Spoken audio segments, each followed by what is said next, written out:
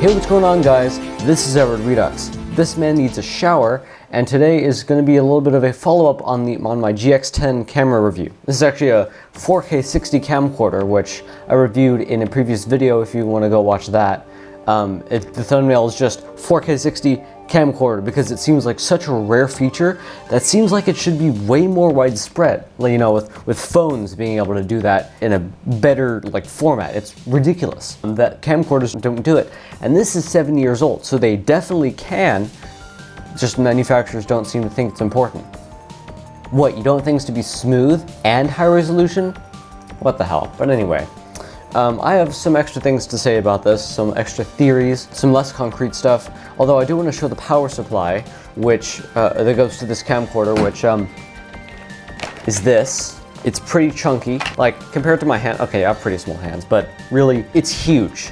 And it's only 35 watts. You can probably see it here. It's only 35 watts, or only 31 watts. Yeah, 31.1 watts is its output. Not only is the power supply box freaking huge, but then you have these ferrite beads. You have two of them. They're like 1.5 feet apart. It's redonkulous, but you know, professional products, I guess, even though this is definitely a consumer camcorder.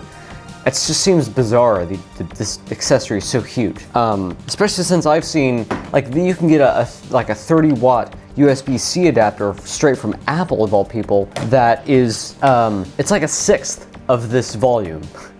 And it can do the same. So that's a bit weird. Maybe it just has a bunch more protections that need more room. I don't know. That's just a theory. But that thing is freaking huge. And I don't really have a reason why. Another thing is that this lens cap is probably second hand. I mean, this camera is used. We bought it used from B&H Photo and Video. So maybe they just threw in this lens cap because they couldn't find the Canon one, or maybe this just didn't come with the Canon one originally. Because it was that long ago, they just didn't have a lens cap for it yet. Because this seems like a very early product to be what it is, from 2017. So maybe they just hadn't designed the lens cap yet. So they just used someone else's, or this camera is used, and that's why it came with a different lens cap. Because whoever was using it lost the Canon one, and B&H had to scavenge a different one to fit on here. But it works. It's a little more annoying to take off than the Canon one was on the GX10, but it's fine. So, another thing I want to touch on is the optical image stabilization. It's great, actually. It's pretty good, but there is a lot better. In fact, I have a Sony camcorder that I'm going to reveal to you guys in a later video. It's going to come soon because I have to sell it soon, but it's going to come in a later video.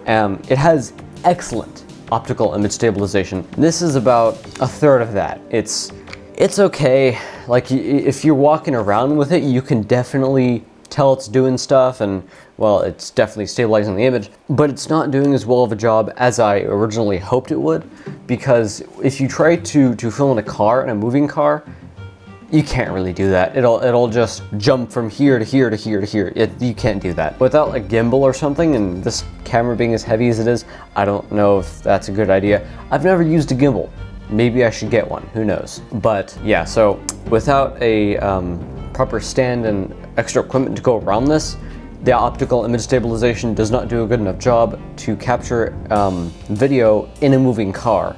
So that's a bit of a shame, because that's a third of probably what I was going to use it for. So yeah, and to provide some perspective, this Lumix that I'm filming on, the Lumix S5 II, does have enough optical image stabilization, and it's not even a camcorder, so this really has no excuse other than it maybe being 7 years old, and that's why it doesn't have that. But anyway, it also has dual SD card slots, and one more thing about that is you have to put cards in it that are fast enough, or else it won't record to them. Even if the write speed on a computer is more than enough, it's twice the amount that this would ever be writing to it, it needs to be a certain class. And I'm not sure why that is. Maybe they have to make sure,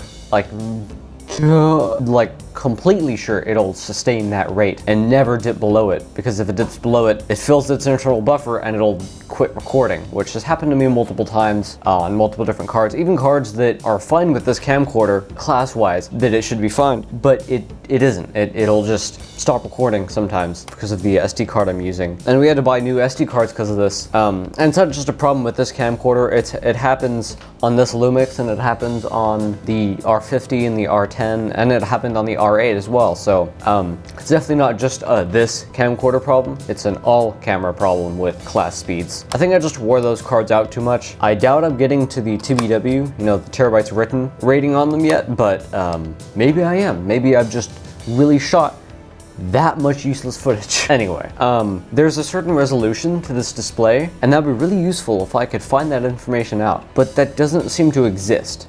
What I found on looking for specs on this display and the GF60's display is this seems to be either 720p, 1080p, or 900p, or something in between those.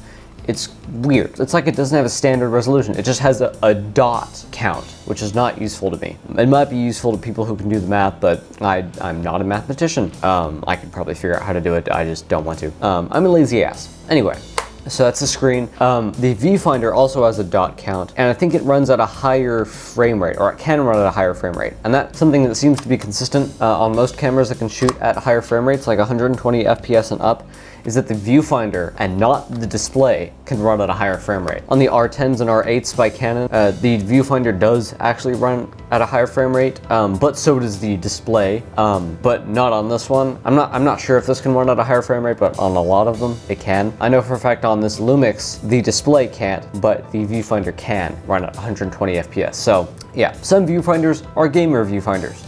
Who knew? So yeah, and the viewfinder is likely 720p or some equivalent to that. Now, the fan and processor situation in this camcorder. When I say processor, I don't think that means the actual CPU of this machine. I think that just means the thing that does all the image processing, that makes it so that you can autofocus on certain things, make sure it recognizes my face. That processor, the image processor, the digital signal processor, I think, maybe? I don't know, that's probably a different class of processors, but anyway. It has two of them. It has two Digic DV6 digital processors, and that's presumably why it needs a fan and why it has an vent exhaust and a vent intake. Actually it has two intakes, one in the corner here, another one here, and like, they could have made it more compact, but hey, it's only a little bit bigger than the GF60, which already was pretty big, but as far as professional camcorders go, this is pretty tiny. So yeah, this is okay, and it doesn't overheat at all. From my testing, I've recorded for hours and it hasn't overheated at 4K 60, so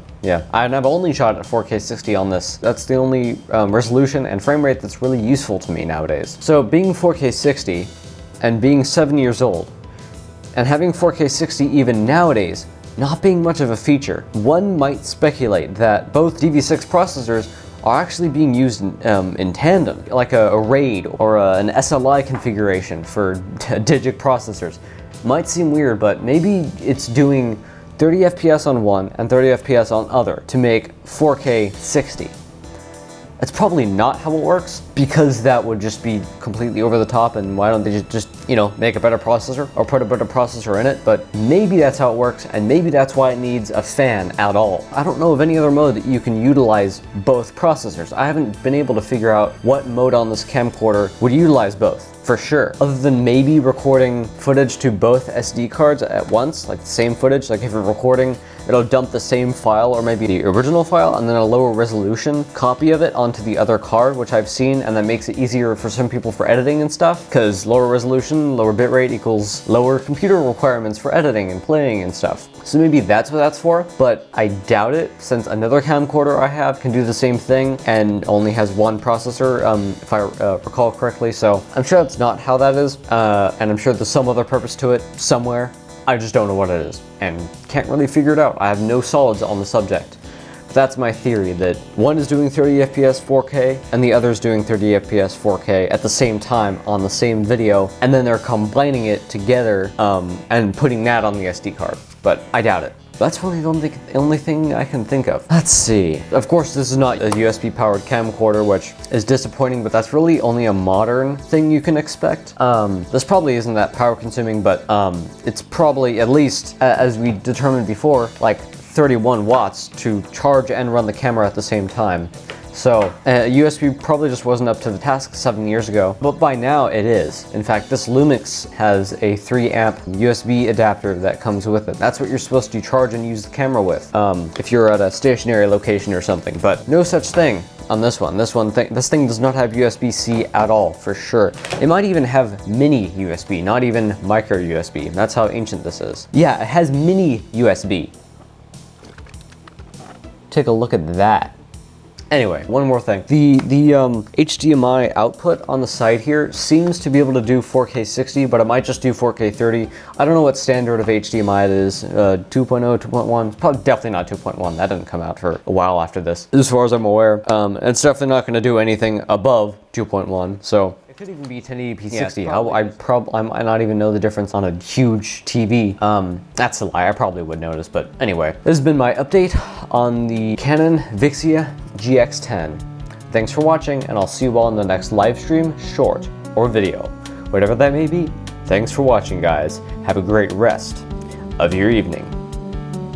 See you guys.